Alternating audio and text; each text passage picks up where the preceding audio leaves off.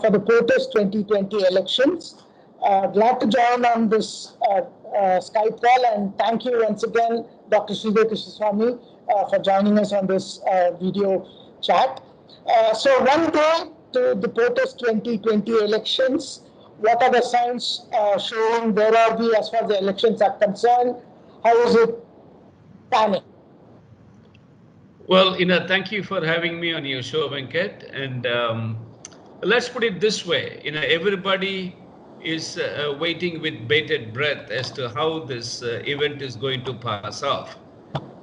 For the simple reason that for the first time in many years, probably first time, never time, that America is witness to one of the most contentious phases in its political history, where you have two candidates, one an incumbent Republican, the other one is a challenging Democrat, who are trying to get into the White House or remain in the White House. As far as Mr. Donald Trump is concerned, he is so keen on remaining back for 4 years.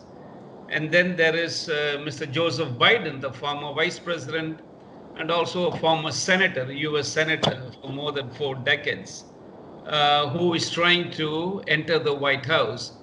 They have different ideologies. They come from different schools of thought.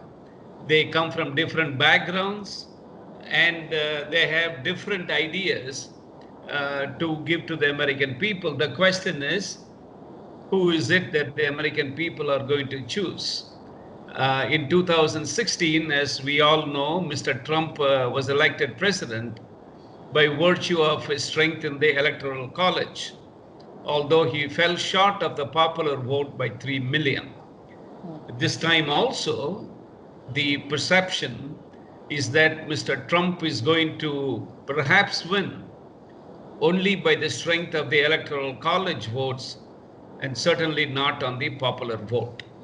So that is what you have, going into this elections process. Also, a few words on the vice president candidates. We have Pence and Kamala Harris. The Biden-Harris arguably got a boost with the announcement of Harris also. So how did the vice presidents also, a few words on them? Yeah. What strength they bring to the table? The vice president traditionally does not add much to the ticket. Although in this particular instance, she is African American and she is Indian American also. She has an African background and she has got an Indian background as well. Now, the question that people have to keep in mind is that Mr. Joseph Biden chose her, first of all, as a highly accomplished lady. She was a former Attorney General of the state of California. And she has distinguished herself in her legal profession. And then only comes the other factors, like she's a woman of color, she has got an African American background, and she also is an Indian American by virtue of the fact that her mother was from Chennai, who went to the US to get her PhD and then stayed on to marry and then continue with her life. So yes, Kamala Harris brings with her that kind of an excitement in the Indian American community, which is by and large, behind Mr. Biden, the Democratic. Indian Americans have traditionally, voted for Democrats, but there has been some changes as well in that, voting pattern. You have covered US elections for, 3 decades now. So, in your experience of covering elections in the past, how different or is it similar as far as this election is concerned? Oh, this is very, very different. Number one, you never had an election under the current situation of the corona pandemic, or for that matter, any other pandemic. And secondly, you are looking at a race or at a contest that has really descended down to very, very low and cheap levels, especially from the incumbent point of view. Here you have a pandemic that has taken close to 235,000 lives, And then you have a president who is in utter denial. He has been in denial from day one. He does not believe that there is anything called the coronavirus. And then suddenly he says that he has got this whole thing under control. And then suddenly he says that there should have been 2 million people who should have died, but only 237 or 230 people, 30,000 have. Therefore, I must have done something good. And then yesterday or the day before, he lashed out at the medical community, the frontline people who have sacrificed their lives, their own lives, frontline people. He has accused them of trying to profit out of this COVID pandemic, which is again, coming down to very, very base and cheap levels. And Biden's response, he has managed to keep the coronavirus on top of the agenda. It is on top of the agenda. There's no doubt about it. Whether the Trump campaign would like to believe it or not, this is on top of the agenda. American people are going to vote in the Trump campaign, and legitimately so, that Mr. Trump is losing votes on account of the coronavirus. You simply cannot wish it away as some kind of a figment of imagination of the Democrats, or you simply cannot give that one-liner, it came from China. We all know it came from China. So what? What have you done to mitigate the disaster that has been knocking at your doors for the last 9 months? It came to America in January. The first death was in February. So February end. So basically from February end till October 31st, you're looking at every one of the 50 states that have been affected. 9 million people have been infected. Now, what more do you want? Do you still want to deny that there is nothing called a coronavirus that is wreaking havoc in America?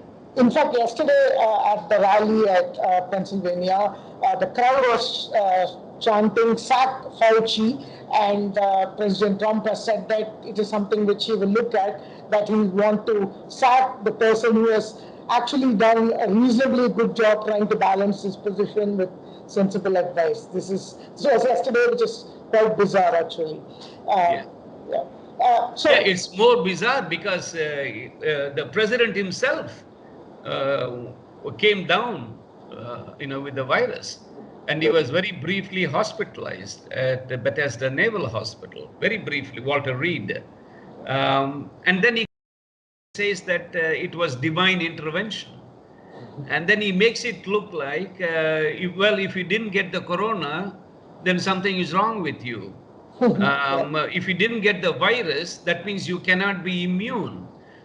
See, these kind of, bizarre, concoctions, simply takes away the seriousness of the whole issue. Serious, it's a very serious thing. And then around mocking people wearing masks. He indulges in boisterous rallies in which people do not wear masks or practice social distancing. And then if anybody points it out to him, he gets angry. He tells all that the media is talking about is COVID. But that is all the media. Well, see, this is a disaster of unmitigated proportions that is hitting America. And the third spike, you're having an average of 90,000 cases, it seems, every day. Far more serious than the first two surges that took place, that especially hit states like California and New York. So here you are having a bunch of states that are trying to grapple with what it is that is coming their way. So to move on to the pre-polls, a lot of pre-polls have been published. Most of them, or I could say all of them, are indicating Biden to be having a reasonable lead. Yes, the lead did come down as the election approaches. But we are not finding pollsters coming out boldly and calling who's going to win or who's going to lose this time. Is it because of the trauma of 2016? Are pollsters scared to stick their neck out this time around? Because if you go by the pre-poll data, the data seems pretty obvious, or at least it looks pretty obvious. There are some states where it's a toss-up states, but in most cases, voters have clearly decided. So, a brief on the 2016 poll debacle, if I could call that, with pollsters, and what it means in 2020. Yeah, I think everybody is trying to play it safe. The pollsters especially. Because in 2016, as you very well know, 8 out of 10 polls had Hillary win. But in the end, it was something totally different. So today, you have consistency in polls. Consistently, the national polls are showing Mr. Biden, and the latest figure, the Reuters Ipsos poll, puts him ahead by 8 points. Okay, so yes, the race is tightening. It was between 9 and 12 at one point. At one point, it was between 9 and 16. Now it has come down to 8. It's only expected towards the very last stages, the races will tighten. So here, but it's consistently in favor of Mr. Biden, consistently. And even in the battleground states, in much of the battleground states, Mr. Biden is leading. And is leading in what in battleground states will be seen as a fair margin by 4 points, 5 points. A last poll in Philadelphia showed that he's up by 6 points. The last poll in Michigan said he was up by 7 points. In Wisconsin, he was up by 10 points. So these are the states that Trump carried last time. And that's the reason why he keeps going back to Pennsylvania. See, he is going back to Pennsylvania, Venkat. You have to understand. He is going there not to get new votes. He is going there to make sure that the older votes stayed with him. The people who voted for him in 2016 stayed with him. He wants the same group of people to put him over the top this time also. And but look at a state like Texas. It's a solid red state.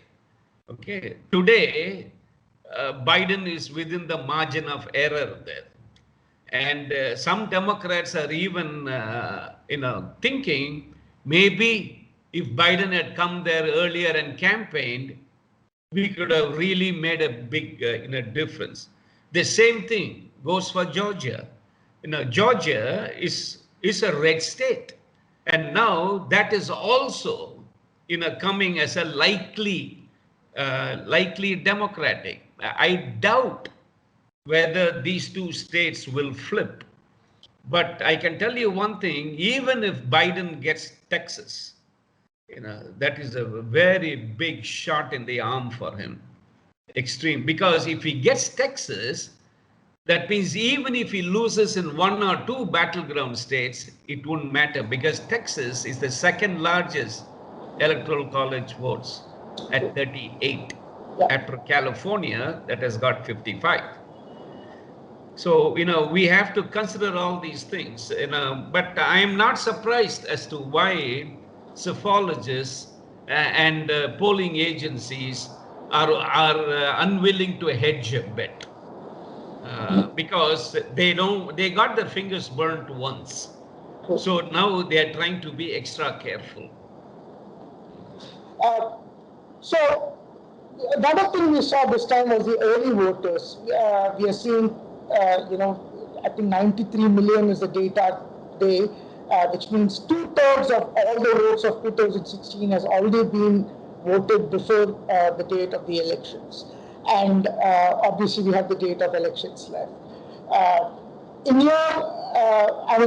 Also this would mean that the overall turnout in the elections in the US, which used to be in the region of 55, 56, is likely to cross 60 or even mid-range of 60. In your view, what does this high voter turnout actually mean? As a part B to the question, does the high voter turnout, is it a Democrat thing? Is it a Republican thing? Is it overall? And what does it mean for the elections this time? See, 93 million people have already voted. They stood in the queue and did early voting, or they did mail-in voting. Now, Trump and the Republicans and his campaign are against mail-in votes. See, they want all votes to be counted on on November 3rd, period. But now the Supreme Court has dealt them a blow. The Supreme Court has said you can take a few days extra and make sure that as long as they are postmarked by November 3rd, they have to be counted and they have to be, put in the tally.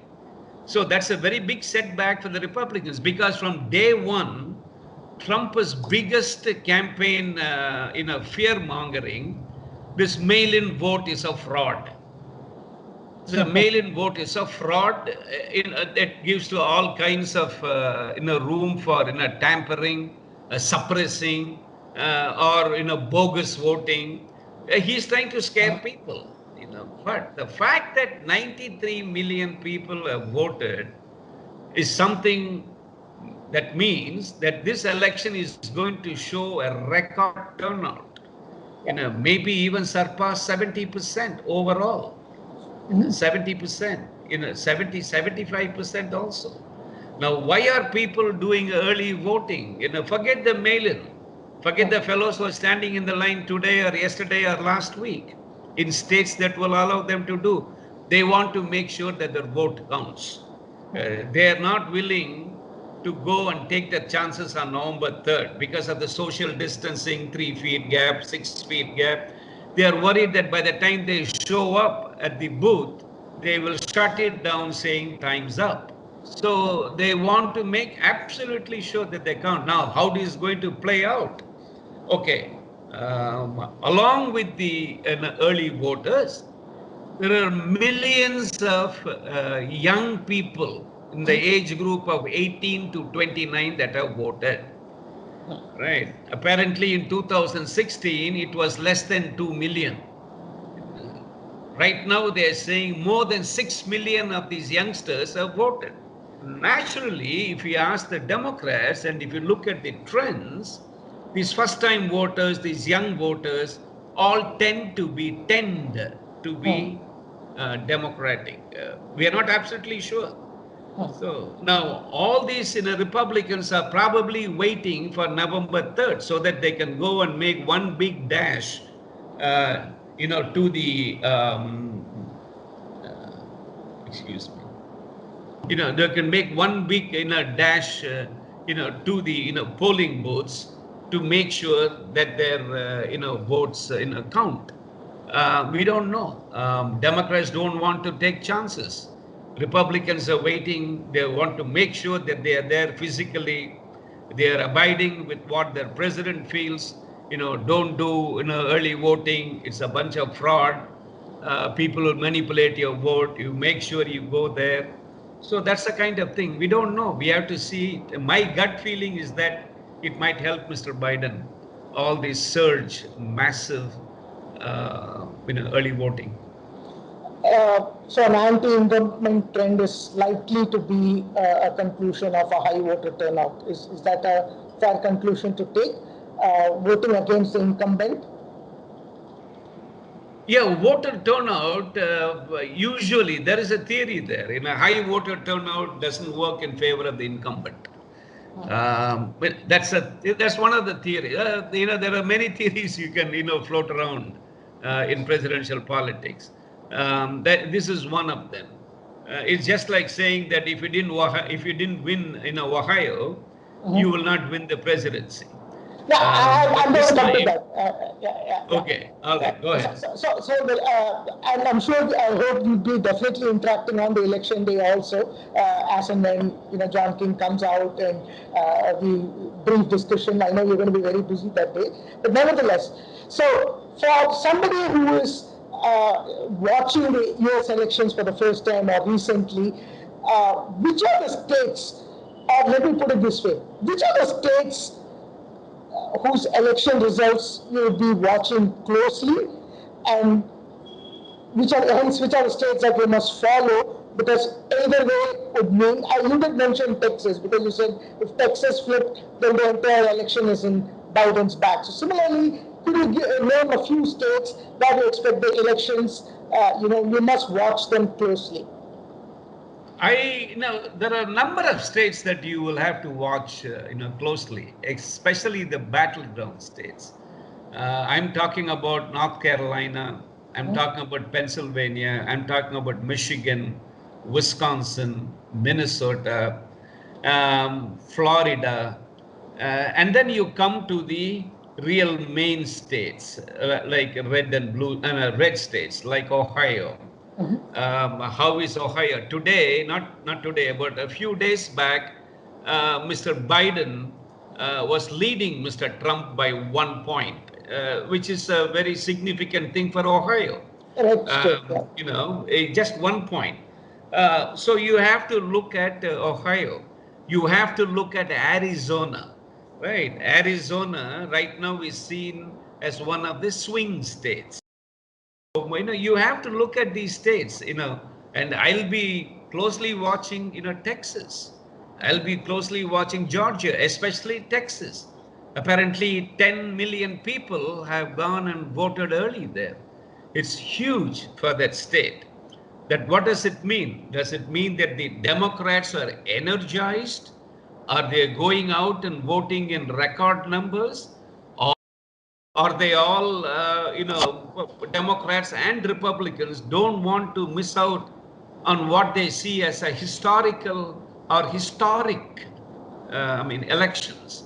So that's the thing that, we have to pay, very good, attention to. Some of the states, of course, California and other things are always there, New York, California.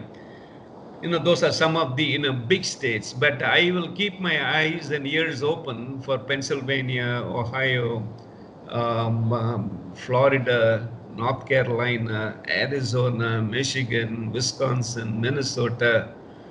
These are the things that can put you over the top, or they can bring you down. Last question. So what actually then happens on the election day? What time do the polling stops? What time do the results start trickling in? Some basic idea on this, so that our viewers could also the polls will close around 7 o'clock, 7 p.m. But there is a time difference between the West Coast and the East Coast. Okay, so if it is 10, if it is 7, it 10. So those 3 hours time difference you have to take into account. That is when officially the polls, it will not be before 10 p.m. Eastern time that networks will start talking about exit polls. Okay, they are not allowed to. Okay, they have to wait until the last polling station is shut down. Because what has happened in earlier years, that even as people in California were voting, these fellows were announcing the results. So that means that gave less of an incentive for people to go and vote, even. So then they came to the agreement that you will not, make any forecasts. You will not say any predictions. You will not talk about any exit polls, nothing, until after all polls close, including in the West Coast. So that's when they came up with this at 10 p.m. Eastern time. That's about 8:30 on the 4th for us. 8:30 in the morning. Now, daylight savings time. So it's just a 9.5 hour difference now. No, I'm sorry, 10.5. 10.5. Yeah, 10.5. So, and then on, if the thing is that it will be over soon if one of the two of them get a decisive majority. If one or two of them get a decisive majority. If it is hanging around, here and there, here and there, then it's going to be a long drawn out affair. Don't forget, in 2000, November 7th, 2000, the results were not announced till about the middle of December. And that too, the Supreme Court had to step in and rule it in favor of Mr. Bush for 537 votes in the state of Florida. So he got Florida, so that put him to 271 electoral college votes, one more than is necessary. I was there for that election. It was so bizarre that Gore first called Bush and congratulated him, and then he called him back and he withdrew, his concession, and then started this whole, legal drawdown between hanging chads, dimpled chads, pregnant chads. It depends as to how you had punched the hole in that, in that ballot. And I remember that election very, very vividly because I was there. I tried to, we tried to give finality to it, but it would not. And again, same in 2004, it was not until the next morning that John Kerry, gave up because they were fighting over a few 100,000 votes in the county of Eaton in Ohio. One of the places they were contesting. And so it depends. If it's a decisive thing, if one or the other is seen walking away with 350, 360, 370, then networks will just close it off soon, and they'll say, well guys, that's it. It's even if you contest in all other states, it still will not add up because one gentleman has got so many. So in that case, it comes, the writing is pretty much on the wall. So it's a very exciting night, and let's hope for some peace and quiet as we watch the returns. And people are worried about it. They're keeping their fingers crossed. They don't want it to get out of hand. They don't want it to spill out in the streets with weapons. And, that's a thing that we all hope for. As democracies, we like to, argue and hustle and bustle. But bottom line is that it has to be a peaceful transition of power. Whoever, or you peacefully stay on for another 4 years. Dr. Sridhar Krishnaswami, thank you so much for joining us on this video cast. Hopefully we're going to come back and talk to you on the election day through the day on this. Thank you so much. Thank you. Pleasure always being on the federal platform. Thank you.